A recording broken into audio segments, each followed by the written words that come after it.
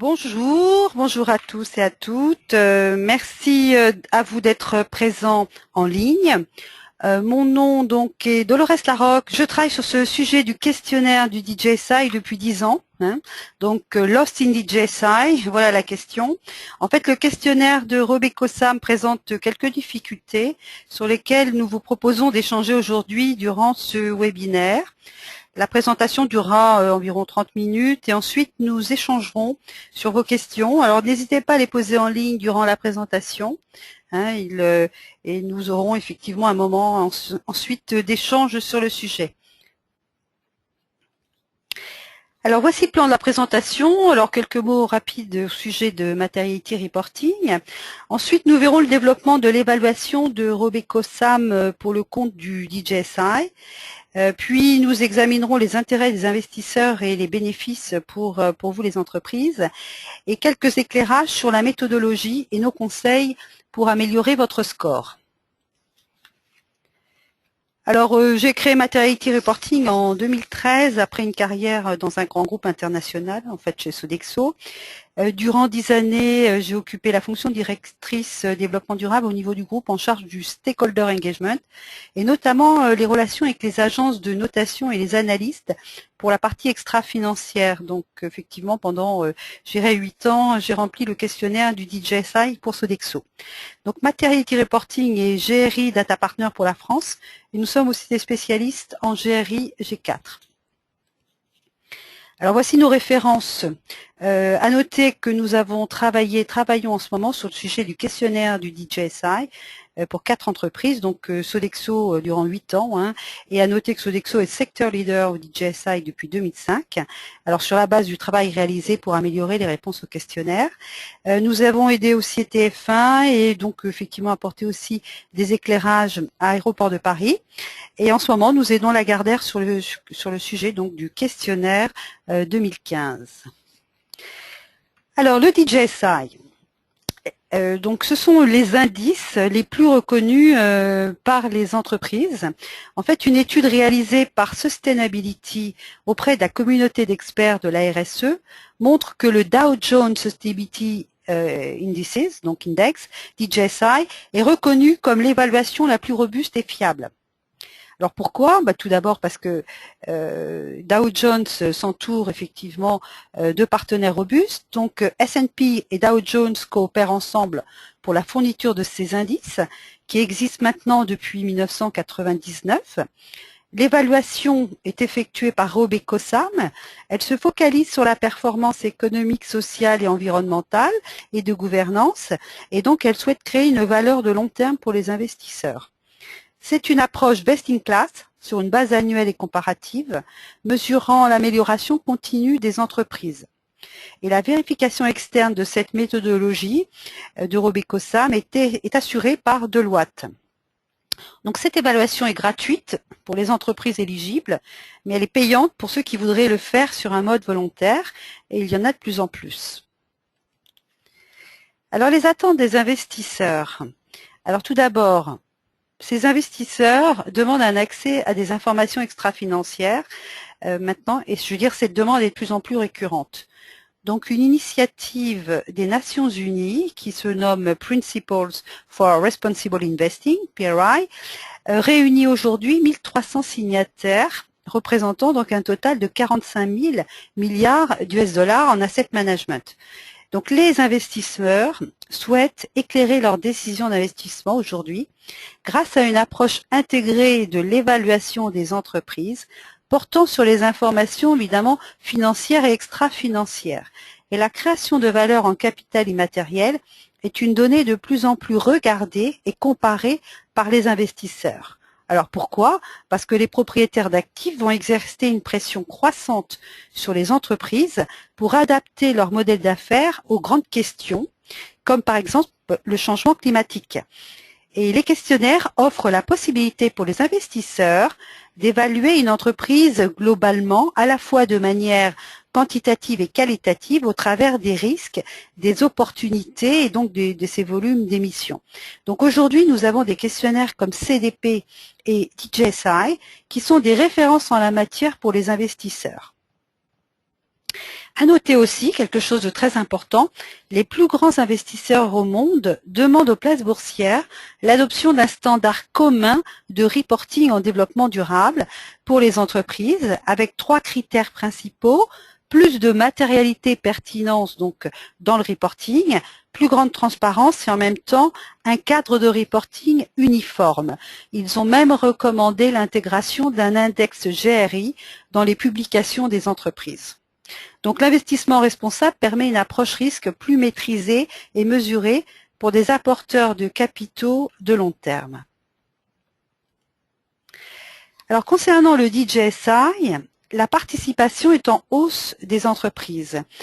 Et donc effectivement le Corporate Sustainability Assessment, qui est donc le modèle d'évaluation de RobecoSAM, aujourd'hui, donc comme vous pouvez le voir depuis 1999, a une tendance de croissance de 7,4% par an.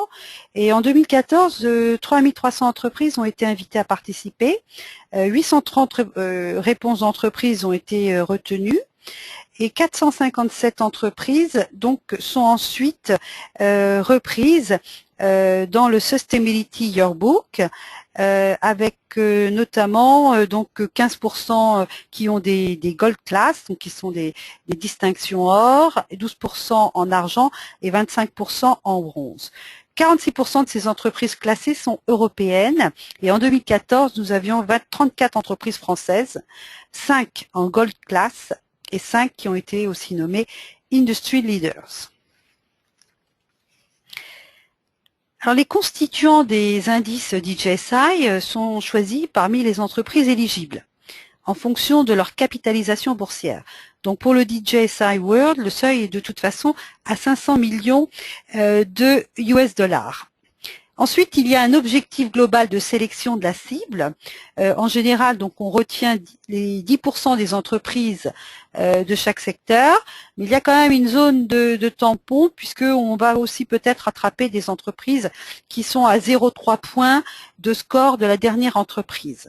Donc, il y a effectivement au final, pour 2014 en tout cas, 319 donc enfin on va dire entreprises retenues, 59 ont été donc nommés des secteurs leaders auprès donc de issus de 26 pays. Alors vous avez également des grandes catégories d'activités, il y en a 24 et il y a des champions mondiaux. Il y en a 24 et on peut noter quand même que 3 entreprises françaises sont classées parmi ces 24, notamment Sodexo, Alcatel-Lucent et Air France KLM. Alors le système d'évaluation du RobecoSAM, vous en êtes sûrement familier, mais effectivement il y a quand même 600 éléments d'information qui sont collectés au travers de 120 questions, qui sont regroupés dans 20 thèmes, ventilés dans les 3 dimensions du développement durable. Et puis, sur la base d'une pondération établie selon la matérialité des thèmes, la pertinence donc effectivement des enjeux, un score est calculé par dimension. Il y a aussi un score général. Alors, tous les secteurs d'activité sont analysés. Il n'y a aucune exclusion. Alors, quels sont les bénéfices pour les entreprises? Eh bien, tout d'abord, c'est un exercice donc qui va permettre une analyse comparative du progrès accompli d'année en année, puisque vous pouvez effectivement comparer vos progrès avec tous les éléments, avec la scorecard qui vous est remise. Ensuite, vous pouvez donc, vous avez une analyse de la performance au travers de critères sectoriels qui sont liés à la matérialité des enjeux puisque l'analyse est faite par secteur et donc effectivement la pondération met en relief les enjeux qui sont les plus pertinents pour vos activités. Ensuite, donc cette amélioration, évidemment, elle peut être partagée puisque vous avez des éléments comme la scorecard qui sont disponibles. Et puis, vous avez d'autres informations qui figurent sur cette scorecard qui vous permettent de vous comparer, en tout cas comparer votre score au best score, hein, donc effectivement le meilleur score sur chaque sujet dans cette scorecard, et en même temps vous avez le score moyen de votre secteur d'activité qui vous permet là aussi de voir où vous en êtes, et en même temps où il y a une autre information qui est présente sur ce scorecard, c'est le fameux percentile qui vous permet de voir effectivement où vous vous situez, enfin quel est le pourcentage d'entreprises qui sont derrière vous. En fait, c'est comme ça qu'il est exprimé. Alors pour les impacts internes, évidemment, le processus va permettre une sensibilisation et implication interne des grandes fonctions de votre entreprise. Donc ça vous permet effectivement de mobiliser dans le but d'une amélioration continue.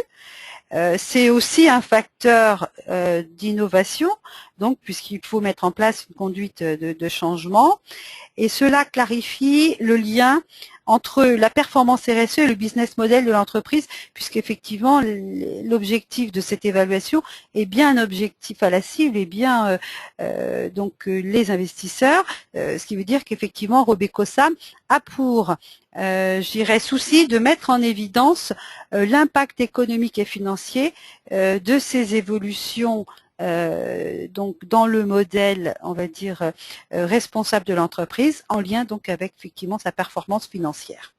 Alors pour les impacts externes, évidemment, le logo Member of DJSI et le fait d'être inclus dans le Sustainability Yearbook, bon, ça a quand même un gain en réputation et image. Et puis, donc, un apport d'informations plus pertinentes pour le reporting, que ça vous permet, je dirais, ce questionnaire vous permet d'extraire des questions, qui sont des questions importantes, puisqu'elles sont posées par les agences, et cette agence. Donc, ce sont des informations sur lesquelles vous pouvez peut-être vous interroger en termes d'intégration dans votre reporting. En sachant que, de plus en plus, et on va le voir ensuite, Robeco-Sam s'attache à ce que vous publiez, ce qui est, je dirais, que vous mettez à disposition de manière publique pour vos parties prenantes. Donc voilà, donc les informations qui sont des informations que vous êtes d'accord donc pour partager, vous avez tout intérêt à les reprendre dans votre reporting. Et ceci, évidemment, conduit à une plus grande satisfaction des parties prenantes, notamment les investisseurs et vos agences et vos analystes. Donc, le travail que vous faites pour Robeco-Sam est de toute façon un travail qui vous est utile aussi pour les autres évaluations. Alors, un petit exemple pour vous montrer effectivement que rien n'est sûr, en tout cas en ce qui concerne l'évaluation de Robeco-Sam, et on peut d'une année à l'autre, je dirais, changer de place rapidement. C'est un perpétuel challenge que de rester dans le DJSI. Moi, je l'ai expérimenté pour Sodexo. Il faut se remettre en question tous les ans si on veut garder sa place. Sinon, vous avez rapidement un sector mover qui va arriver et qui peut prendre votre place. Donc, si on regarde par exemple les médias, vous voyez qu'on peut constater qu'il y a des sorties. Il y a eu des sorties en 2014 et il y a eu des entrées en 2015. Donc, si les leaders font des efforts importants pour garder leur place, on peut facilement aussi en sortir. Donc, c'est pour ça qu'il est intéressant, je dirais, c'est un peu une conquête de points, de petits points au niveau du DJSI, et qu'il faut effectivement bien comprendre le questionnaire pour, je dirais, pouvoir maintenir son avance si on en a une, ou en tout cas gagner du terrain si effectivement on souhaite en remonter dans les classements. Alors la campagne 2015, c'est tout d'abord 3441 entreprises qui sont invitées à participer dans le monde, donc de manière gratuite. Comme vous avez pu voir peut-être, je ne vous l'ai pas noté, mais dans un des graphes précédents, il y a maintenant pratiquement autant d'entreprises qui sollicitent un service d'évaluation payant parce qu'elles ne sont pas éligibles au titre, je dirais, de leur capitalisation boursière. Mais en ce qui concerne les grandes entreprises, donc c'est gratuit. Et là, vous avez 59 secteurs d'activité qui sont représentés. Cette année, pour 2015, 85 sociétés françaises sont invitées à participer au questionnaire donc du DJSI. 33 de ces 85 ont été classés donc en janvier 2015 dans le Sustainability Yearbook au titre de la campagne précédente. Et vous pouvez voir donc ces sociétés, donc elles sont en bleu, celles qui sont déjà présentes, et vous voyez en orange, en fait, c'est 5 sociétés françaises donc qui sont arrivées donc en 2014 dans effectivement ce Sustainability Yearbook. Alors évidemment, il y a aussi 5 sociétés qui sont sorties en 2015, hein, et pourtant ces sociétés sont réputées faire des efforts en matière de RSE, mais effectivement, comme je vous le disais, la compréhension du questionnaire et à la fois la compréhension des questions et en même temps la réponse aux attentes en termes de format, c'est quelque chose qui est très important aussi dans la détermination de votre score. Alors, les évolutions des objectifs de Robeco-SAM. En 2014, ils avaient un objectif donc très fort, en attente évidemment, enfin en fonction des attentes des investisseurs. Donc en 2014, un focus avait été porté sur la matérialité. Alors pour définir les enjeux les plus pertinents pour le développement des entreprises et donc pour effectivement la satisfaction de leurs parties prenantes. Donc de plus, donc au-delà de la matérialité, l'attention était également portée au développement durable des pays émergents. Et enfin, l'implication des parties prenantes à tout niveau, global, local, c'est un élément effectivement qui était intégré dans le questionnaire. Donc à partir de, donc on considère qu'en 2014, la prise en compte des parties prenantes semble être acquise. Donc Robeco-SAM a redéfini d'autres objectifs, c'est que effectivement la matérialité, bon, avance, progresse. Les entreprises ont effectivement des enjeux pertinents à leur secteur d'activité et développent des efforts, concentrent des efforts sur ces sujets-là. Maintenant, ce que veut voir Robeco-SAM, c'est si ceci est passé dans la communication stratégique. Est-ce qu'il y a du public reporting pour ces questions donc, qui sont définies comme pertinentes et matérielles? En même temps, il y a un intérêt émergent pour valoriser les éléments immatériels dans le financier. Hein, ça répond aux attentes des investisseurs que je vous expliquais avant. Et puis un sujet qui est arrivé donc l'année dernière et qui va être encore conforté cette année, c'est la transparence fiscale. Hein, je reviendrai sur ce sujet un petit peu plus loin. Mais effectivement, ce sujet, aux yeux de Robeco-SAM et des investisseurs, crée un risque à la fois pour l'entreprise et les pays où ces entreprises opèrent. Et donc, nous verrons cela un petit peu plus loin.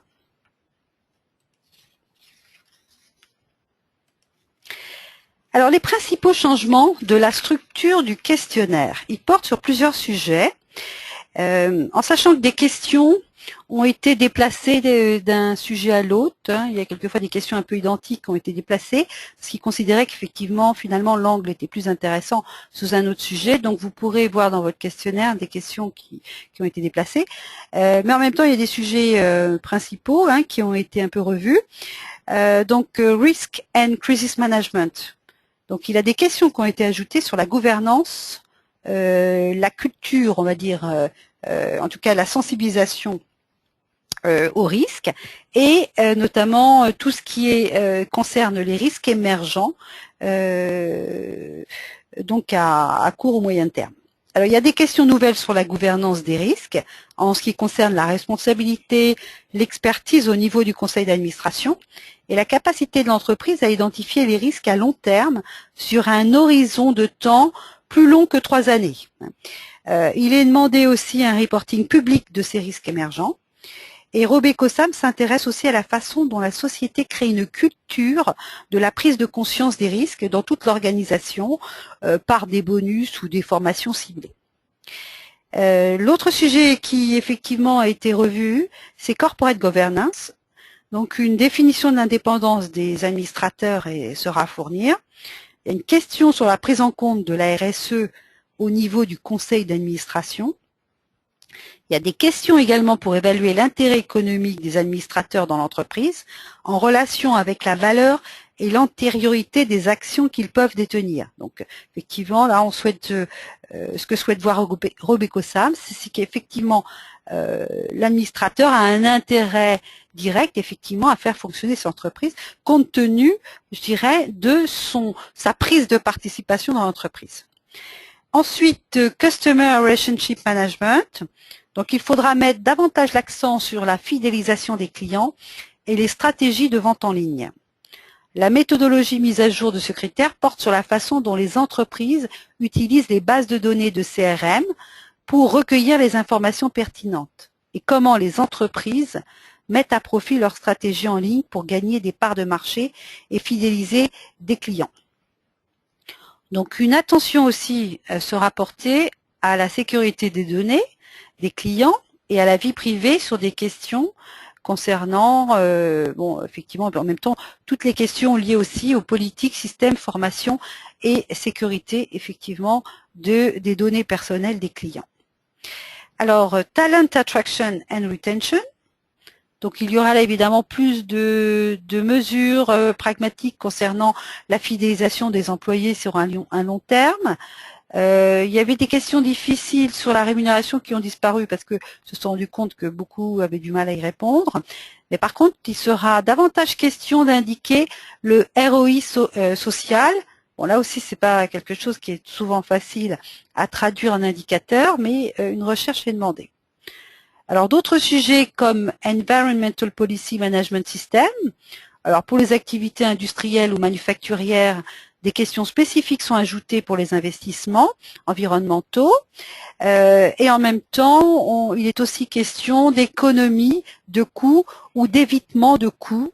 Donc voilà, ces informations seront aussi, dans la mesure du possible, à clarifier pour RobecoSAM.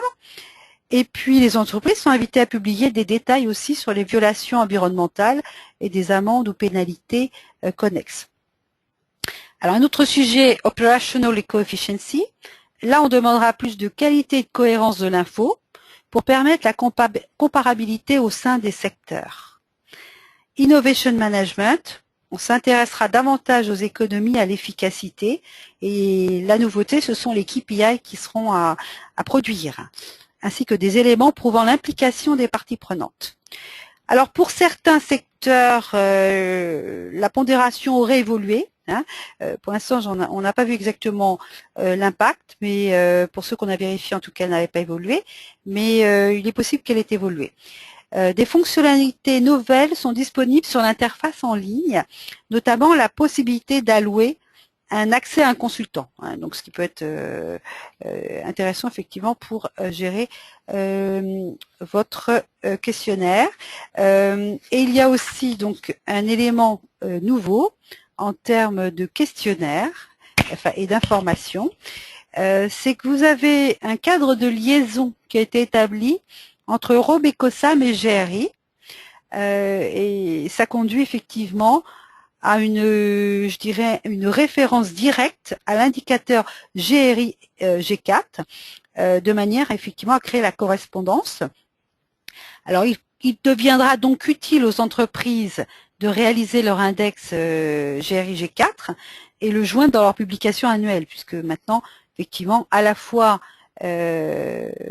RobecoSAM mais aussi CDP travaillent sur un rapprochement avec donc le GRI de manière à simplifier le travail des entreprises au travers effectivement de cet index. Bon, à ce jour, je signale que 15 entreprises françaises ont édité leur index G4. Alors les conseils sur le processus. Alors ce sont des conseils déjà sur la forme, en tout cas sur le processus. Alors tout d'abord, il faut répondre à toutes les questions et de manière individuelle et personnalisée. Donc il faut éviter les réponses du type voir question précédente ou voir question suivante. Si la question est posée et c'est parce qu'elle attend une réponse personnalisée. Donc deux questions ne peuvent pas avoir la même réponse. Il faut travailler la pertinence de la réponse. Il faut être pertinent parce qu'effectivement la matérialité, elle a un sens énorme pour RobecoSAM Et donc, il faut de toute façon être placé, évidemment, dans le cadre de son secteur, donc évidemment s'appuyer sur les enjeux liés à son étude de matérialité, mais il faut être démonstratif et pas uniquement, je dirais, donner de l'information. Il faut apporter effectivement maximum d'éclairage pour la compréhension de l'analyste. Sachez que l'analyste, il a peu de temps pour lire le questionnaire, donc il faut que ce soit très bien fait.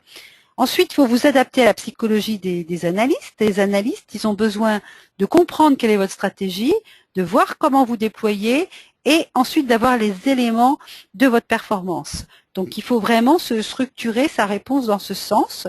Évidemment, tout cela, vous ne pourrez pas l'inventer puisque, je veux dire, ce sont des informations quelquefois qu'il faut aller chercher dans l'entreprise qui ne sont pas toujours disponibles. Enfin, en tout cas, dans le document de référence. Donc, il faut impliquer en interne le plus grand nombre. Il faut aussi challenger vos contributeurs, relire leurs réponses, voir si effectivement elle vous satisfait ou si vous voulez effectivement la travailler sous un autre angle. Donc là, il faut vraiment challenger les contributeurs.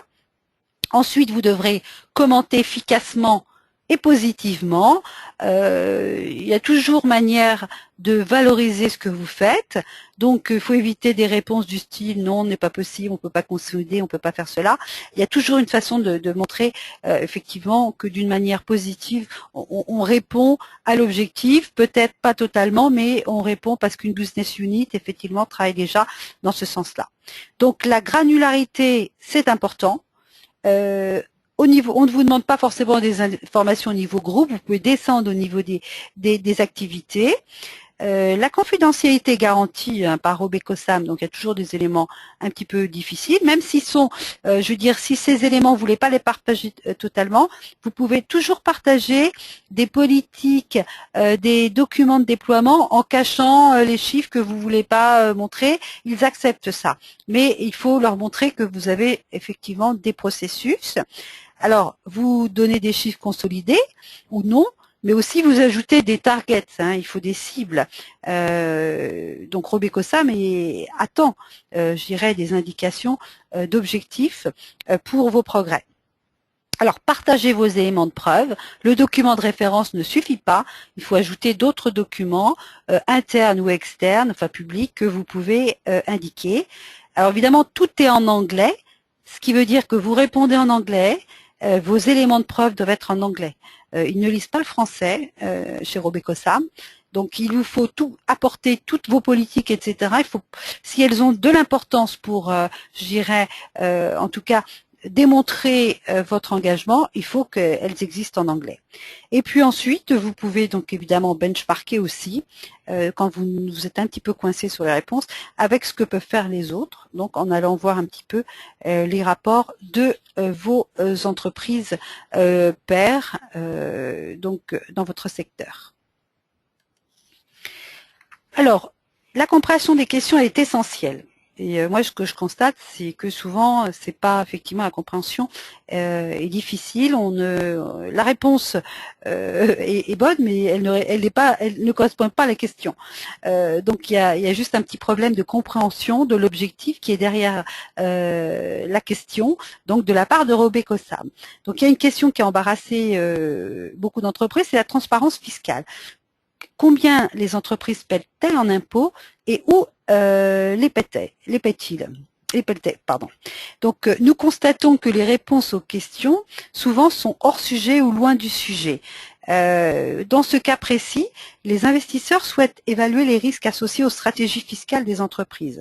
Donc, le critère stratégie fiscale vise à répondre aux critiques de plus en plus fréquentes sur les structures d'imposition des entreprises, la transparence de l'information fiscale et les risques liés à la fiscalité. Alors, évidemment, la concurrence fiscale entre les territoires permet d'optimiser l'impôt. Mais alors que l'optimisation fiscale a un impact positif sur la rentabilité et donc sur la valeur de l'entreprise, personne ne le remet en cause, une stratégie fiscale trop agressive pourrait ne pas être viable à moyen et long terme et mettre peut-être des résultats en situation de risque. Pourquoi? Parce que il peut y avoir des risques de réputation et d'image, mais aussi la relation avec le pays d'accueil peut être affectée négativement. Et ça peut entraîner des retards d'approbation, le rejet de projets d'expansion ou alors une perte de licence d'exploitation. Troisièmement, les gains peuvent être touchés si les autorités fiscales décident de changer la réglementation fiscale, conduisant à créer des risques financiers. Et enfin, les risques de développement économique se posent si les gouvernements qui reçoivent des recettes fiscales insuffisantes, si les gouvernements reçoivent des recettes fiscales insuffisantes pour financer les infrastructures ou l'éducation locale. Donc la réponse est liée au schéma fiscal de l'entreprise, mais la réponse que vous pouvez faire sur ce sujet concerne aussi la contribution économique apportée par les entreprises à leur territoire. Alors en termes de taxes, en termes d'emploi, en termes de contributions diverses au développement national, régional, local. Alors le planning du DJSI 2015, donc depuis hier, ouverture de la plateforme en ligne, et la clôture aura lieu le 28 mai. Donc il ne faut pas attendre évidemment les derniers jours compte tenu de l'implication interne qui est requise. Et puis, il y a bien quand même 30 à 45 jours de travail, on le sait très bien, entre le moment où on recueille l'information, valide, etc. Et puis, la mise en ligne qui quand même prend beaucoup de temps. Alors, vous pouvez effectivement réussir seul. Je dirais, c'est une question de méthode. Par contre, si vous faites aider par une tierce partie, vous aurez effectivement peut-être des avantages pour aller gagner du temps, gagner en efficacité, en même temps structurer votre démarche, impliquer davantage vos contributeurs, mieux comprendre surtout les attentes du DJSI et puis donc bénéficier d'une expertise confirmée sur le sujet. Nous savons très bien qu'aujourd'hui, je dirais, les directeurs généraux des entreprises sont très sensibles à ce classement et donc effectivement l'intérêt c'est quelquefois d'avoir effectivement une aide pour pouvoir donc avancer sur ce sujet du questionnaire. Alors voilà, c'est un outil par exemple que nous mettons à disposition. Il s'agit d'une table de correspondance entre le GRIG4 et le DJSI. Donc on peut réaliser effectivement la table qui correspond à votre index et ça permet comme cela au DJSI de directement rapprocher, en tout cas trouver les informations et donc je pense que c'est un élément intéressant donc pour leur approche. Alors nous on vous offre donc 3 types d'offres. On peut réaliser un bilan de votre scorecard 2014, une revue générale des questions du questionnaire, et puis ensuite au cours d'une réunion de restitution, on vous indique les pistes de progrès, évidemment les éléments à corriger, les éléments à ajouter. Donc ça vous donne déjà, on va dire, une petite analyse critique de ce que vous avez fait. Ça vous permet de commencer 2015 donc sur les bonnes bases. Ou alors c'est un mode transition, c'est-à-dire que effectivement on revoit les réponses du questionnaire, mais en même temps on va les revoir par question et non pas par sujet. Donc on vous fera des recommandations sur les pistes de progrès et puis évidemment tout ça vous sera restitué au cours d'une réunion, ou alors c'est une assistance, donc c'est beaucoup plus lourd, c'est-à-dire que c'est une animation de comité interne de contributeurs, c'est une relecture des réponses et conseils, c'est une assistance durant le processus de réponse en ligne, de manière effectivement à vous simplifier la tâche et effectivement vous accompagner durant tout le processus. Voilà, donc moi c'était une présentation donc assez courte pour que vous ayez en tout cas quelques informations sur les changements et les points d'attention donc concernant le DJSI de cette année 2015. Moi j'ai l'habitude d'aller régulièrement à Zurich les rencontrer. Donc je les ai rencontrés pour poser des questions sur les changements, sur leurs attentes, etc. Donc, si vous voulez, maintenant, je peux répondre à vos questions si vous en avez. Donc, il y a pas. Alors, vous pouvez les poser ou alors sur le chat ou alors sur le module questions. Je ne sais pas si on n'en a pas pour le moment. Module chat. Voilà. Donc, si vous avez des questions, vous pouvez les poser, je dirais, maintenant.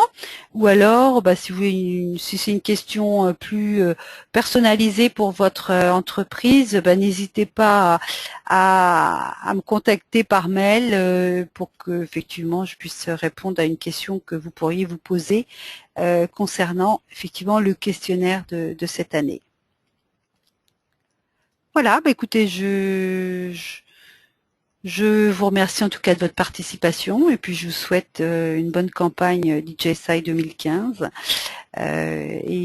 donc je reste à votre disposition pour vous apporter de l'aide si vous en avez besoin. Merci beaucoup, à bientôt.